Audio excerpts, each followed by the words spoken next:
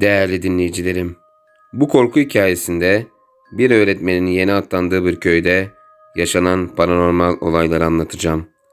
İyi dinlemeler. Küçük, şirin denecek bir köydü. Bir tepenin güney yamacında yaklaşık aynı tarzda inşa edilmiş köy evlerinden oluşan yaklaşık 30 haneli ve 100 nüfuslu sessiz, sakin bir Anadolu köyüydü. Öğretmenin ilk görev yeriydi burası. Köylüler ve çocuklar birkaç öğretmen görseler de öğretmenin hayatı ilk adımını attığı, ilk parasını kazanacağı, kendi ayakları üzerinde duracağı bir yerdi. Muhtar öğretmeni ilçede karşılamış, köyün dolmuşuna tıkış tıkış bindirmiş ve köye getirmişti. Akşam yemeğini yedirmiş ve karanlık çöktüğü için daha etrafını görüp tanıma fırsatı vermeden yer yatağını sermişti. Burası yerine göre misafir odası olarak kullanılan küçük bir kilerdi. Öğretmen yerini yadırgamış, heyecanın da etkisiyle geç uyuyabilmiş, yatağında epey bir dönmüştü. Sabah horoz sesleri, inek böğürtüleriyle uyanmış, nerede olduğunu anlayabilmek için etrafını şaşkınca süzmüştü. Biraz sonra muhtar gelmiş ve kahvaltının hazır olduğunu söylemişti. Öğretmen elini yüzünü yıkadıktan sonra köy yumurtası dahil olmak üzere doğal ürünlerden oluşan kahvaltısını biraz çekingen olsa da büyük bir iştahla yemişti. Kahvaltının ardından muhtarla birlikte köyü dolaşmaya ve görev yapacağı okulu, kalacağı lojmanı görmeye gittiler.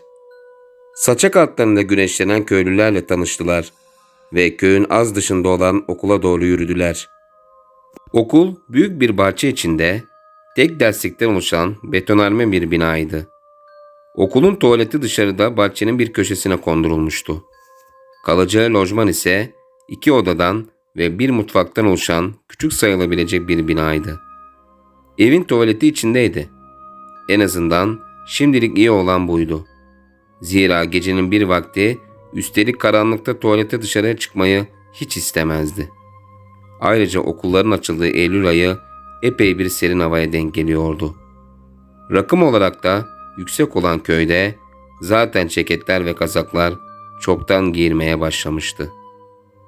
Öğretmen ilçeden getirdiği öteberiyi mutfağa gelişigüzel bıraktı. Muhtar da bir isteği olursa isteyebileceğini söyleyerek çıkıp gitti. Lojmanda yatak, masa, sandalye ve bir kilimden oluşan eşyalar vardı. Bekar bir öğretmen için de yeterli şimdilik. Küçük bir temizlik yaptı ve muhtarın yolladığı yumurta ile güzel bir menemen yaptı.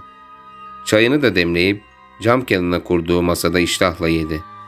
Yemeğini yerken de köyü inceliyor, çocukları okutacağı okula bakıyordu. Sevmişti köyü. Sessiz, kendi halinde bir köydü işte. Aslında sessizliği pek sevmezdi. Bıyıkları yeni terlemiş, 20'li yaşlarda toy bir delikanlıydı daha. Üniversite dışında evinden ilk defa ayrılıyordu. Üniversitedeki kalabalık öğrenci birlikteliğinden sonra bu aşırı sessiz ortam içini ürpertmişti. Neyse kafamı dinlerim biraz diyerek küçük bir teselliye sığındı. Kısa gün çabuk bitmiş ve akşamın hüznü çökmeye başlamıştı. Köye henüz elektrik gelmemişti. Gaz lambasında yürüyordu hayat. O da gaz lambasını yaktı ve küçük pilli radyosunu açarak oynak bir hava buldu. Yeni okumaya başladığı kitabını açarak kaldığı yeri buldu ve okumasına kaldığı yerden devam etti. Bir süre sonra yorgunluktan da olsa gerek uykusu gelmeye başlamıştı. İhtiyaçlarını giderdikten sonra yatağına uzandı ve lambayı tam kapatmayarak hafifçe kıstı. Ortalığı loş bir ışık sarmıştı.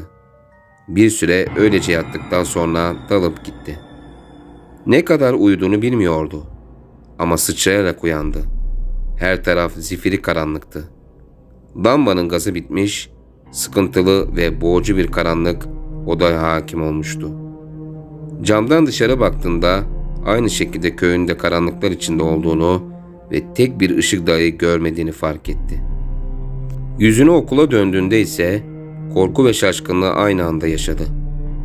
Okulun içinden bir ışık sızıyordu. Zifiri karanlık içinde tek ışık kaynağı oydu. El fenerinin ışığında saatine baktı. Gecenin 3.30'unu gösteriyordu. Bu saatte okulda kim olabilirdi? Acaba baksa mıydı? Ya da sabah mı bekleseydi? Ama okulun sorumluluğu artık kendindeydi. Bir şey kaybolsa veya yangın falan çıksa suçlu kendisi olurdu. El fenerini aldı, üzerine bir şeyler giyip çıktı. Dışarı çıktığında buz gibi bir hava vardı. Ayaklarının ucuna basarak okula doğru yürümeye başladı. Feneri sağa sola tutarak etrafta kimse var mı diye bakınıyordu. Ama koyu ve derin bir karanlıktan başka bir şey görünmüyordu. İlk olarak okulun kapısına baktı. Kapı kilitliydi. Aynı zamanda asma kilitle de daha da emniyetli hale getirilmişti. Arka tarafa dolanarak camdan bakmayı denedi. Alta eğildi ve başını yukarı kaldırarak cama doğru uzandı. Gözleri içeriği görecek kadar ayağa kalktı. İçeride kimseler görünmüyordu. Öğretmen masasının üzerinde çok eskilerden kalma bir kandil yanıyordu. Yandaki diğer 2 cama da baktı. Eliyle itti. Kırık olup olmadığına baktı. Yoktu. Pencerelerden de girilmemişti. O zaman bu kandil içeride nasıl yanıyordu? Veya içeride her kim varsa nasıl girmişti? Sağa sola bakınırken içeride bir gölge belirdi. Hemen olduğu yere çökmüştü. Camdan gelen ışık dışarı sızıyor ve karanlığın içine yere düşerek orayı aydınlatıyordu. Yere düşen ışıkta bir kararma belirdi. İçerideki her kim ise öğretmenin olduğu cama doğru yaklaşıyordu. Öğretmen olduğu yere iyice sinmiş, görünmekten korkuyordu. Gölge daha da büyüdü ve cama doğru yaklaştığını belli edercesine ışığı kapatmaya başlamıştı. Artık içerideki gölge cama tamamen yapışmış, dışarı bakıyordu. Çünkü yere düşen ışık neredeyse kapanmak üzereydi. Öğretmen korkudan titriyor, görmek istemeyeceği bir görüntüyle karşılaşmamak için gözlerini kapatıyordu. Camın dibinde gözleri kapalı yarım dakika kadar bekledi. Gözlerini yavaş yavaş açmaya başladı. Korkudan zangır zangır titriyor, dişleri soğuğun da etkisiyle birbirine vuruyor ama o ses çıkmasın diye dişlerini sıkıyordu. Gözlerini yarım aralayıp yerdeki ışığa baktı. Işık yine tam olarak yere düşüyordu. Bu da içerideki varlığın camdan çekildiğine delaletti.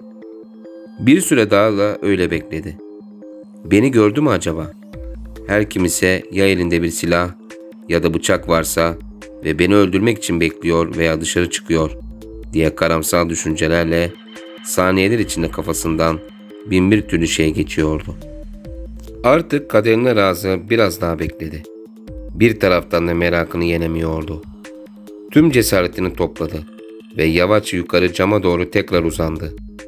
Göz hizasını aldığı pencereden içeri bakmaya çalıştı. İçerideki kandil olduğu yerde isli bir şekilde yanıyordu. Kimseler görünmüyordu. Biraz daha kalkarak içeriği tamamen görmeye çalıştı. Bir taraftan da içerideki her neyse arkadan gelip bir kötülük yapabilir diye sessizliği dinliyor, ayak sesi duymaya çalışıyordu.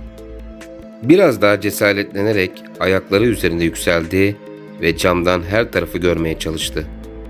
Ama içerideki kandilin izin verdiği kadar aydınlıkta etrafı seçmeye çalışıyordu.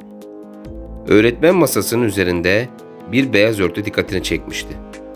Kirli ve yer yer yırtılmış bir beyaz örtüydü ve kandilin ışığının altında gölgeleniyor, hafiften ışık dalgasında sanki oynuyordu. Elini cama yaslayarak ve gözlerini tam açarak net bir şeyler görmeye çalışıyordu. Başka dikkat çekici bir şey yoktu.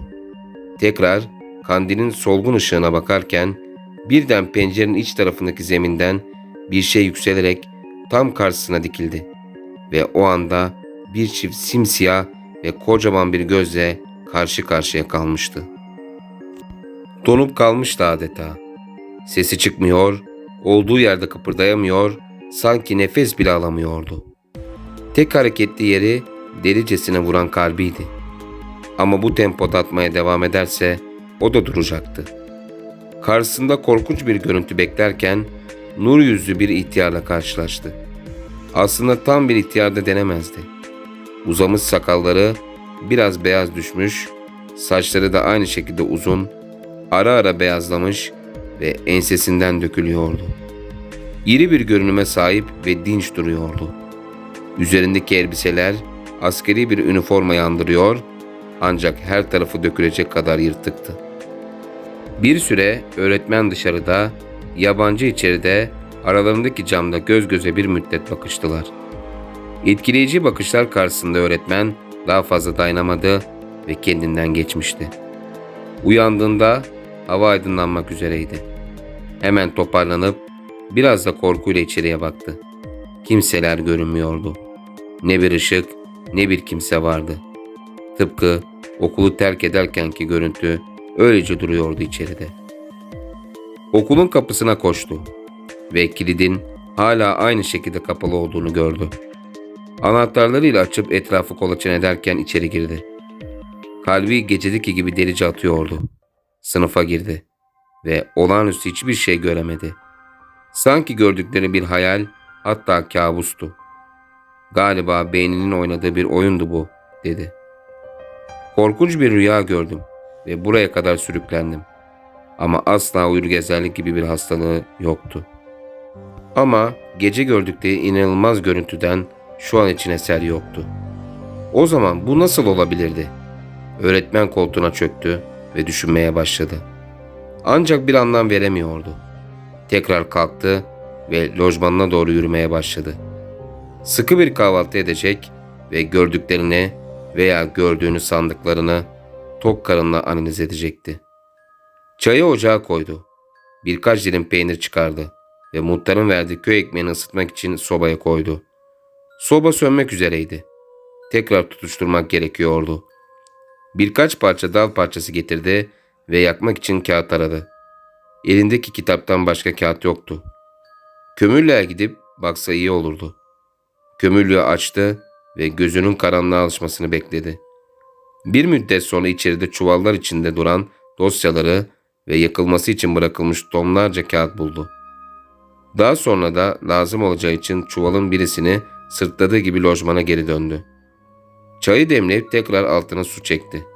Ekmeğini ısıtmak için sobaya çuvaldaki kağıtları yırtıp atıyor, üzerine çalı çırpı koyuyordu. Soba gürüldeyerek yandığında hem içi ısındı hem de morali yerine gelmişti. Yatağına sırt üstü uzanıp bir süre bekledi. Uyumak üzereydi ki okul saatinin yaklaşmakta olduğunu anladı. Öğrenciler biraz sonra gelmeye başlarlardı. Yatağa oturup çuvaldaki evrakları, dosyaları çıkarmaya, ne olduklarını anlamaya çalıştı. Muhtemelen kendisinden önceki öğretmenlerin artık geçerliliğini yitiren evraklarıydı bunlar. Ders notlarını, eski kayıtları toparlamıştı meslektaşları. Çuvalın dibine doğru kırmızı yırtık bir dosyaya uzandı. Üzerinde hiçbir şey yazmıyordu. Dosyayı açtı ve içindekilere göz gezdirmeye başladı. Okulun ilk açıldığı yıllara ait köyün ve okulun fotoğrafları ve bilgileri vardı. Resimler soluk ve eski, yazılar yer yer silinmişti. Son sayfaya geldiğinde bir anda şok olmuştu. Bir resimdeki kişi akşam gördüğü sandığı varlığa çok benziyordu. Hatta dikkatli baktığında o olduğuna kesin emin oldu. O simsiyah gözleri unutması mümkün değildi. O arada kapı çalındı. İrkilerek doğruldu ve kapıyı açtı. Muhtar elinde sıcak ekmekle kapıda duruyordu. Muhtarı içeri buyur etti ve yatağa oturttu. Dosya hala elindeydi. Hemen resmi göstererek muhtara "Bu kim?" diye sordu. Muhtar, "O köyümüzün bir garibanıymış. Askerde Kore Savaşı'na gitmiş ve bir daha Kore'den geri dönmemiş. Ondan hiçbir haber de alınamamış. Sonradan Kore Savaşı'nda şehit olduğunu ve oraya defnedildiğini öğrendik," dedi. Değerli dinleyicilerim, bir korku hikayesinin de sonuna geldik. Kanalıma henüz abone olmadıysanız abone olup bana destek olabilirsiniz. Bir başka hikayede görüşmek üzere. Allah'a emanet olun.